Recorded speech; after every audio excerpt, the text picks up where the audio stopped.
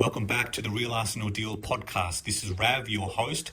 I am recording this Wednesday morning, Australian time. Thank you so much for tuning in. Wherever you are in the world, you are certainly most welcome. And I very much appreciate you taking the time to click play and listen here to my rambling, raw thoughts this Wednesday morning. Just processing the news we received overnight of the Kai Havertz injury. So I actually wasn't planning on recording today. I'd next earmarked tomorrow, as I have half a day off tomorrow, Thursday. But given what's happened, what news has broke from the very reliable, very well sourced Sammy Mockbell of the Daily Mail, it really necessitated me coming on and just sharing some thoughts and maybe even processing my own thoughts. There's a therapeutic element, right, to talking through this stuff, talking about this stuff, and that applies for football and non-football things, right? If you're able to confront these things, address these things, speak openly, you can find a pathway through them. So here is my attempt to do that. It's interesting because what was just to set the scene. I have two young sons, a 10-year-old and a 6-year-old, who really enjoy watching and following Arsenal, as of course their father does, right? So maybe they have no choice. But anyway, my youngest, my 6-year-old, it's amazing how he processes information and numbers. And we were just talking yesterday about how much longer Saka is out for. And we were brushing our teeth this morning, and he was asking me, so how much longer until he's ready to play again? And I was just going off just what's been there's been no official statement, of course. You know, Arteta, Arsenal, they would never do this and actually provide a firm return date, right? But from what's been reported, it suggested he's only about a month away, like early March, which will be fantastic, will be very welcome. So I said to my son, about a month. So he's, of course, as a 6-year-old does, they need to then associate what that actually means in real terms. So he asked, because he knows that a month is about 30 days. So he said, so about 30 days, 31 days. And I look, it's just easier that I just said, yes, buddy, that's right. It's just easier for him to process. So I guess I've kind of committed now, right?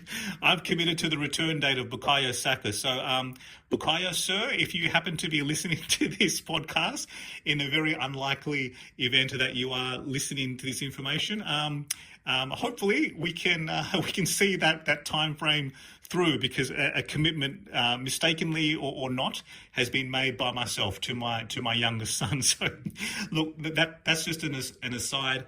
Maybe that's just a bit of me, just a bit of a lighthearted attempt to maybe cover off on what we're going to be addressing in today's podcast. So look, obviously it goes without saying, the Kai Havertz injury, that's absolutely the number one topic of today. And I'm going to be covering off on a few other things in what I hope is just a short, sharp episode today about the available forwards we now have. Was there an air of expectedness or inevitability of this injury, given the choices the club has made to go in, to finish the transfer window without signing anyone? Now what for Arsenal? And of course, I'll finish off this podcast with a wonderful question I received from a very supportive, very, very kind return listener that I received on Blue Sky. So that's been the most joyous thing so far. Just receiving nice little complimentary comments, feedback, encouragement. It really means a lot. My podcast numbers, I'm a bit embarrassed to share them. I gave a number in my most previous podcast, and there's a little bit. It may be a bit paltry. Someone listening to that, you're only getting 5-6 people listening. But you know what? For me, that's everything, right? Wherever you are in the world, whichever continent, region you find yourself in, something's compelled you, drawn you over to click play on this and listen, and I really, really appreciate that. I genuinely appreciate it. That just listening to some random rambling Aussie guy talk Arsenal. Thank you for being here, and thank you for listening. So I hope to continue this progress and continue to record and upload more. I'm certainly not an expert on the club. I'm one of hundreds of millions of fans of this beautiful club across the world. I can just share my experiences having followed the club so closely for 3 decades now, and That's why I've decided to start this format. So look, let's get into it. Let's just get straight into it. Kai Havertz, hamstring injury. It sucks. This absolutely sucks. I really struggle with this part because it was so inevitable, right? It was so predictable. We have run him into the ground. For those of you who were kind enough to listen to my post-match podcast last week after the Newcastle game, it was, for me, watching at home, watching on TV, the last 15, 20, 25 minutes of Kai Havertz throwing his body around into every challenge, every duel, sprinting, challenging, pressing. As admirable as it was, right, because it is, that's Kai Havertz's game, right? His all-round game is fantastic. He has a lot of defensive discipline. He's a dual monster. He does everything Mikel asks him to do, right? That's why he's like it or not from the outside, right? He's one of the first picked every match because of what he brings. He spills 100% for the club. He spills his tank out there. The reason I referenced the Newcastle game is because the match was done. It sucked. Look, our torch was snuffed when they scored 3-0 down. It became 4-0 down. That's the time to get all your key players off the pitch and protect them. And we did partly, right? We did start to bring some guys off. What stood out though was that it was an almost farcical sight watching Havertz still throw himself around because that's the only way he knows to play. And I was thinking every challenge, every time he got knocked over, damn, don't get injured. Don't hurt yourself. Don't wrench a muscle. Don't, dislocate your shoulder, like landing, or just how long is it taking him to get up? And I was thinking to myself, this is ridiculous. He should be off the pitch. But the reality is, who have we got to bring on? Who else is there in that position? We are so threadbare. We chose to end the January window and not signing anyone. And again, that topic's been covered. That's been done to death almost. I've shared my thoughts on previous podcasts, so you're more than welcome, please, to go and check that out. And I've shared some thoughts on what I believe to be a disjointed nature at executive level and the impact that's had now on Arsenal getting business done. So look, that's there in the previous pods. Please feel free to check that out if you'd like to listen further. For the purpose of this point, I will like to focus on the fact that we didn't have anyone to bring him off and protect him. Because like it or not, we have who we have. Yes, there's a wider question about the summer business, the summer transfer window, and who we need to sign and what areas. And we all know them, right? It's just stating the obvious what areas of the pitch we need to strengthen in. However, Bukayo Saka is out for about another month. 30 days, actually. Remember, Bukayo, if you're still listening, 30 days. Thank you very much, buddy. Jesus with an ACL injury. He's done until well into next season. We also have Martinelli out with a hamstring injury for at least a month. The wording that from David Ornstein was a bit ominous. It says at least a month or something akin to that. So we had basically, after the Newcastle match, we had Kai Havertz, Leandro Trossard, Raheem Sterling, and Ethan Nwaneri. Basically, we had two senior options, Trossard and Havertz, who we know are regulars and can do a job. We had Sterling, who, again, without derailing this podcast, the Sterling topic has been well covered as well. He hasn't made the impact that we all thought he would, and we're going to need him to. We're going to need to unlock some magic. Hopefully, we've been able to do that, conjure some sort of magic from him, rekindle his best form. That's hopefully some good conversations, good traction has been achieved in Dubai, and he can come back and really impact because we're going to need him. And then, of course, we've got Nwaneri, who's a wonderful young talent, just a beautiful footballer to watch. He gives us something so different. He's such an intentional player. He gets the ball and you can just see it on his face. You see what he wants to do. He's direct. He plays with intent. He wants to score. I think it's fantastic. We also need to protect him. He's 17 years old. Not only are you really placing a very heavy reliance on such a youthful player, but also we've got to protect his body. Because can his body now, a developing body at that age, can he handle a very heavy workload of minutes at senior men's football? It's a very different thing to playing youth football, under 21s, under 18s. It's very, very different now. And we saw that he had a run of a few matches just around the Christmas, New Year period. And he had a setback, a muscular injury, and we got to protect him as well. So it's a fine balance between managing his minutes appropriately. And this is just really hard things that we need to navigate because we're so threadbare. So the point I'm trying to make in this long ramble is that we have worked these players to the ground. We really have. And fatigue can really impact injury. There's a correlation between them.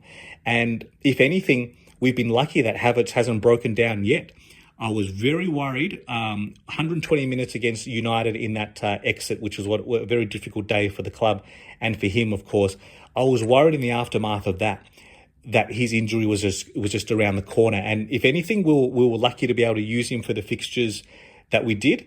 It's no surprise for me this morning, as much as it sucked and it was almost a numb feeling when I read the news that he's done his hamstring.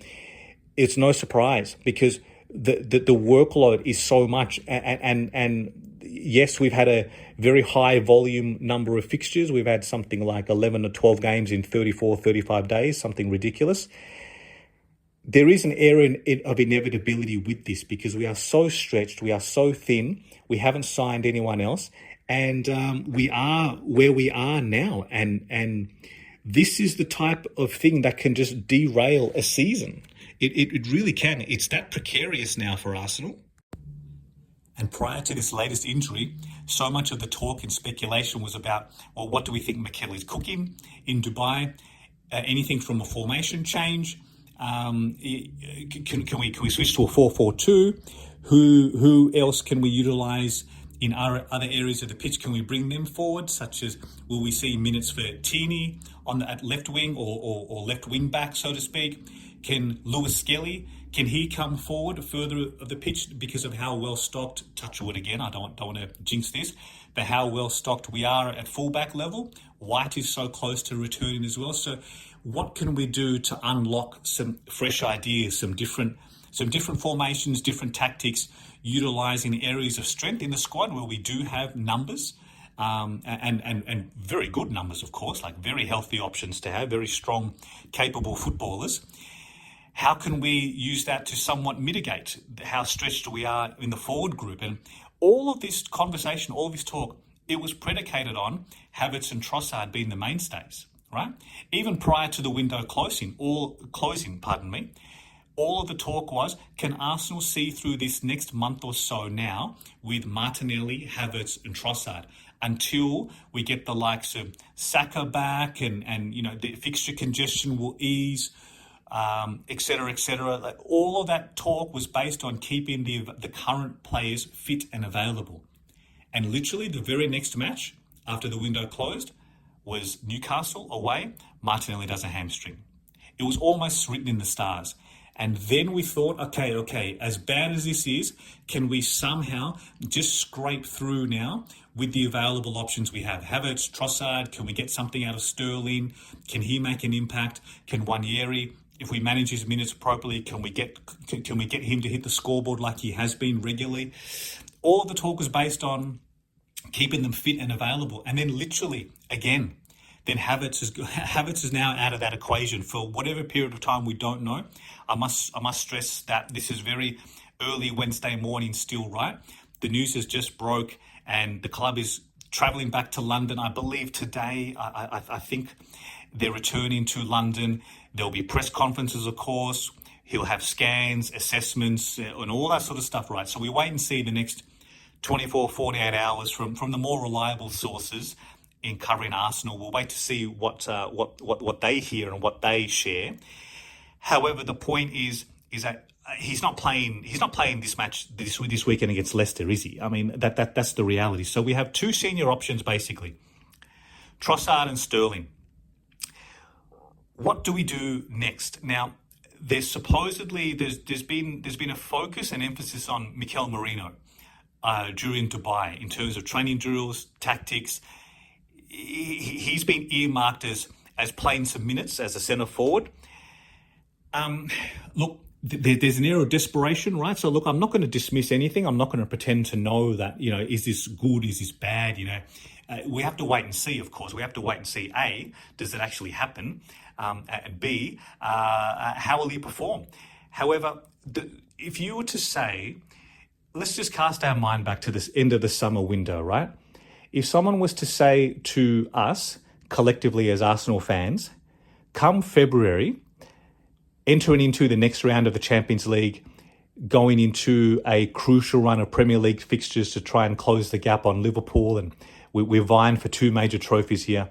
If someone was to say to us then that we are relying upon, potentially, for a series of matches, a forward setup of Raheem Sterling, Mikel Merino as a centre forward, or a makeshift centre forward, and 17-year-old Wanyeri, who's wonderful, by the way, so please don't get me wrong. I'm making the point that if someone was to say to us that come February, that this is what we're going to need to utilise for this next run of fixtures, we would all collectively think to ourselves, WTF, what do you mean? What has gone wrong? How has this happened? But more so, how has this been allowed to happen, right?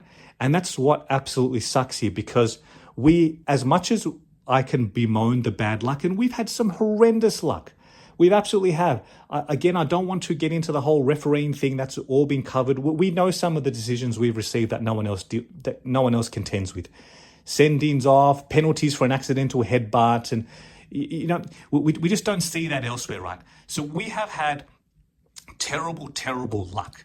Jesus, just as he came back and hitting the scoreboard again, looking back to his best, he does an ACL. I mean, this is awful.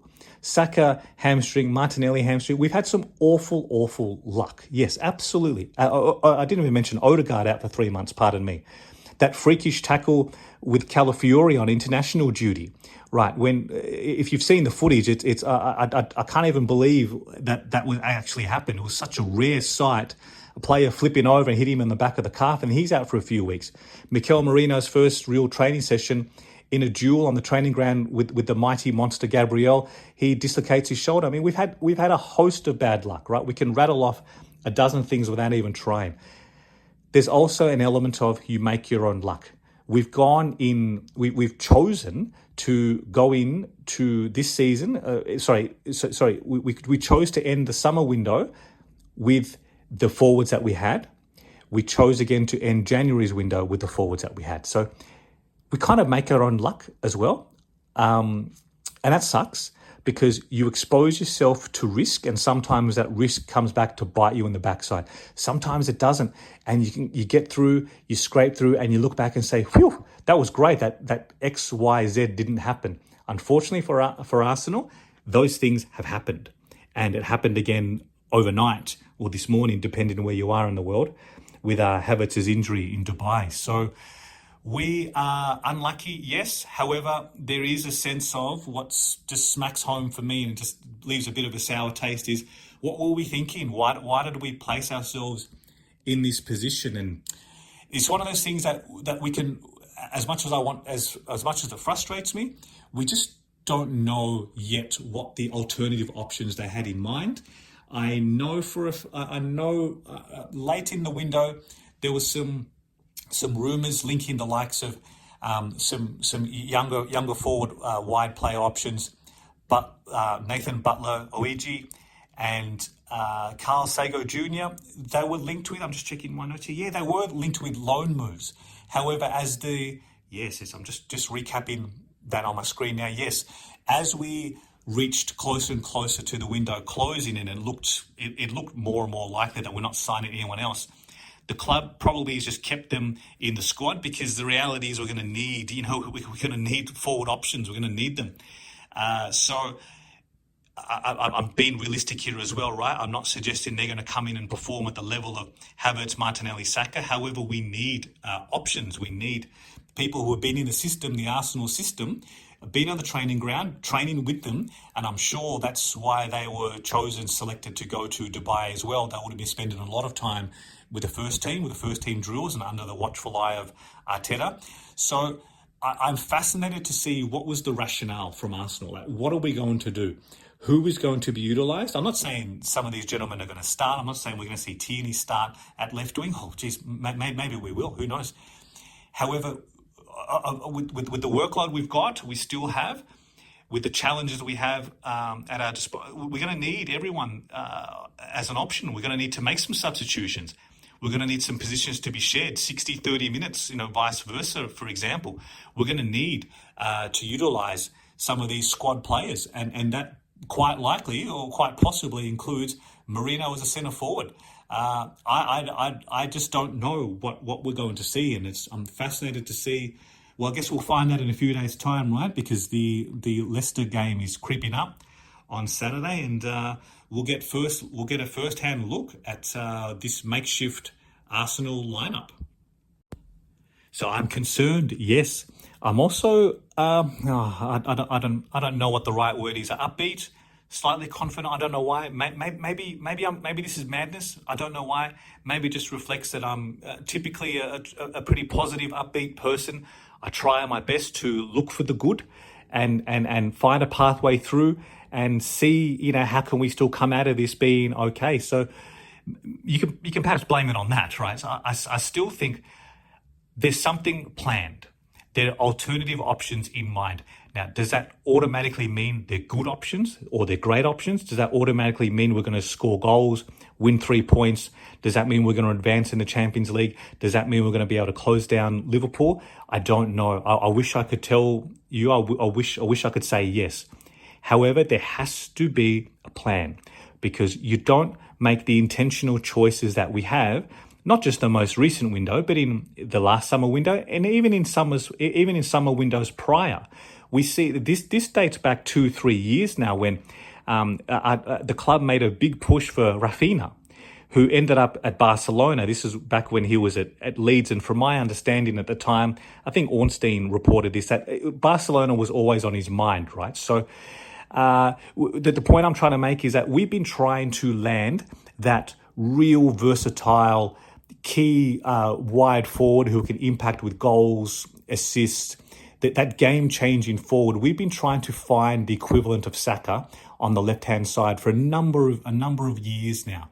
And for a host of reasons, one thing or another, or a compound list of reasons, it hasn't happened. So as much as we want to point to the frustrations from the January window just closed, this dates back far beyond that. We have made some intentional choices here, and even prioritising other areas of the pitch. I don't want to get into the whole thing about how many fullbacks do we need and how much goalkeeper turnover there's been, because that again, that's been well covered. But the takeaway point right now is we've chosen to be in this position. There must be a plan, and I believe there is, because Arsenal are actually a very, very astute, well-run, professional, smart club.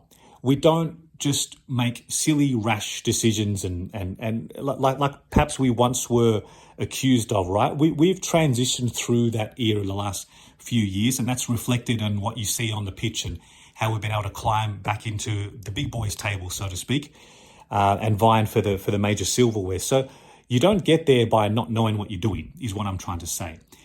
There are big question marks now, the impact of Edu's departure, which I covered in my previous podcast, so please feel free to take a listen to that. And I'm hoping to see something done there well in advance of this summer window, because this is a crucial window for the club. However, more immediately, we must have a plan between the internal solutions that no one likes hearing about, but this is the situation we're in, right? We can't sign anyone now. I don't believe there's any good free agent that's going to come in and solve our problems. So we have who we have, including some youth players, including repurposing the likes of Merino, Tierney, maybe Lewis Skelly can come forward. I don't quite know, but we have numbers. We have good quality squad options, just not stacked in our favour in the right area of the pitch, right? We are well stocked in defence, midfielders. Right, we've got some players who don't really play that much that I often wonder we should be utilising more, such as Jorginho. Maybe we'll see him more involved once the Champions League returns. But anyway, we have good squad options in there. How can we repurpose things? How can we reshape? How can we just get through these next few weeks for whatever period of time that Havertz is out for? Even if it's a light hamstring strain, if the scans show that, you're still talking minimum 3 weeks, I believe, based on my knowledge of hamstring strains. And you can't push them, right? These are injuries you can't take a risk on, because what happens down the track? Like, how much longer do you then extend that recovery time to? The same applies for Saka, for Martinelli, right? 3 hamstring injuries of various severity. We have to manage them properly. We have to manage this recovery well. And until then, we have who we have. So I'm absolutely fascinated to see the team sheet come Saturday, and once the match kicks off, to see the shape, because just to get a sense of what was plan. Well, I wouldn't even call it plan B really, because of how many forwards we've got out, but we're up to sort of plan C, plan D now. I'm fascinated to see what that looks like for Arteta. So look, I've waffled on for about 25 minutes here, and this has mostly been a downbeat, maybe a bit more of a pessimistic podcast than what I would prefer to be doing. I think the situation, this is the position we find ourselves in, unfortunately, and we have to make do, because, like I often repeatedly say, there is so much still to play for. We are so close. We have so much still on the horizon that the choices we make next are really going to determine, can we get there or not. So I think I will stop that whole side of the podcast. I wanted to just maybe make this a little bit more positive and uplifting, because I received a beautiful question from a gentleman on Blue Sky. Matt's all, folks. The handle is Matt Says Hello on Blue Sky. And I will say, Matt, if you're listening, thank you so much. You're a return listener, and you've sent me such positive, uplifting, kind feedback and suggestions, everything from how my audio is doing to the content. And you've written a beautiful comment here, so I'll just condense it down to cover the question. So Matt says, I'm curious what a typical match day is for someone who lives in Australia. How do you get yourself ready to watch a game in the middle of the night? And oh my God, this is a cracking question. This is so good. So I've rehearsed this question a few times, Matt, and what I found myself is wafting on and on to the point where someone probably wouldn't even listen to the whole answer. So I will condense this down, because I've had a lot of experience in this question, given I've been following the club for 30 years. So I break the answer down into 2 eras. One, pre-children, and one post-children, because anyone who has experienced those two milestones themselves understands the importance, the impact of sleep. So I never really appreciated how important sleep is just to functioning as a human being, right? Until having children. So even well into my 30s, I could still watch a match. I could watch a midnight kickoff, 2 a.m. kickoff. And I'd set an alarm before. Sometimes my body clock would just wake myself up, watch the match, get back to sleep at 4 o'clock, whatever, wake up at 6. I'd still be able to go to the gym, go to work, and everything's all good. Just take an early night the next night and catch up. No, it's not quite the same anymore, right? Since having children. So I have to be very wise and strategic how I do this. Broadly speaking, the time zones at this time of year, when there's a night match on in the UK, London time, it's a 7 a.m. kickoff here, which is fantastic. It is so awesome. We're all early risers ourselves, so we all watch the match together. My sons watch, my wife sort of, wanders in and out. We can all watch that together. That is brilliant.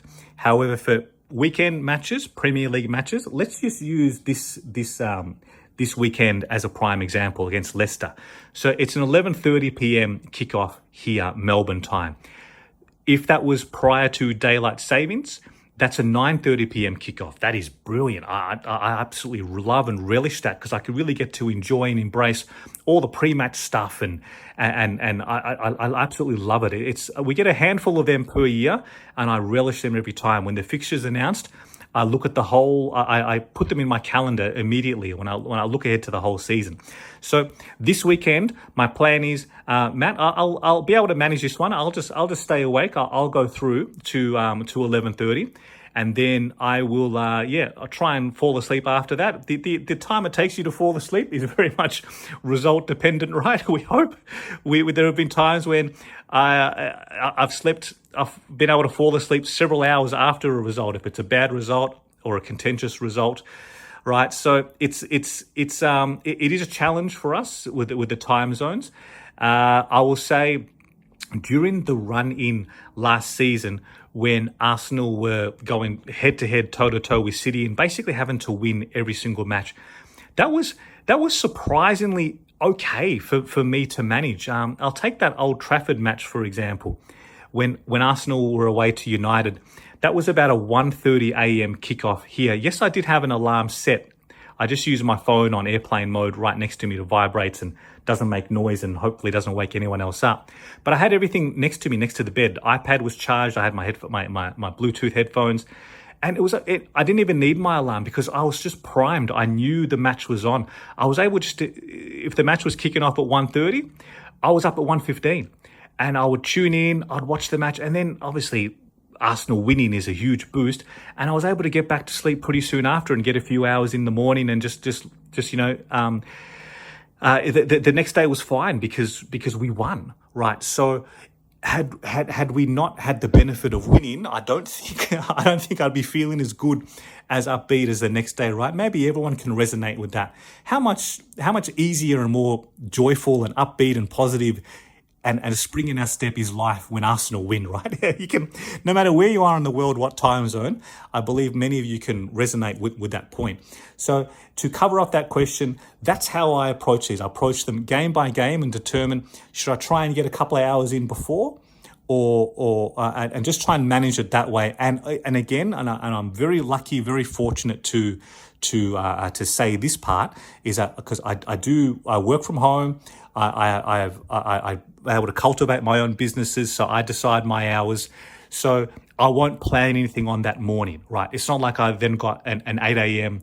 meeting first up like I used to when I was in the corporate world, in the banking world. I've stepped aside from that and I'm able now to leverage my schedule accordingly based on Arsenal, right? So that's, I hope that covers your question, mate. Please let me know if there was anything else outstanding from that point. And on that note, it brings me towards the end of this particular podcast. I hope it wasn't too downbeat and too negative. There's still a lot to play for, and just look after yourselves. Okay, I understand the frustration. And if you listen to my previous podcast, again, I will just reiterate a key message from there about just choose so wisely what you consume. Like really, really consume who you listen to, what information you read. Really be intentional with your time, getting drawn into these Twitter or X or whatever crap it's called, the trolling, those sort of shit fights as they're called. Sorry for swearing. Just be really intentional. Like, is it serving you, or is there something else more beneficial to you right then in that moment? Invest in yourself. Look after yourself. I think it's going to be okay. As again, you're probably all going to scoff and laugh and think, well, what how can I be so delusional, so to speak? And maybe you're right. Maybe I am delusional. However, I choose what I choose to believe, and I still think we'll somehow come out of this okay. And what a prime opportunity that there is against Leicester in a few days' time. And let's see. Let's wait and see. Let's wait and hear the news. Something more tangible And I still believe, right, because, you don't get to this point of the season where Arsenal are poised, third in the Champions League group, second in the Premier League. We're not going to throw it in, and no one is. There's no suggestion at all that anyone at Arsenal even believes. I still believe we have the mentality to go out there, do our best, and what happens happens. So look, I will leave it there for this one. Thank you so much for listening. Depending on what platform you're on, if you would be so kind enough, please, to leave me a review, a like on YouTube, subscribe, whatever works for you, whatever you're comfortable in doing. Comments are most welcome. Feedback, reviews, etc., suggestions are most welcome to me. You can reach me. If you look in the show notes, all of my social media handles are there, please. And I'm just so grateful that you're here, that you're listening. Let me know what you thought of today's episode, if there's any lingering questions for the next one. And look after yourselves. Stay positive. We got this. I still think we'll come out of this and we'll be okay. Thank you so much for listening. I'll say bye for now, and come on, Arsenal.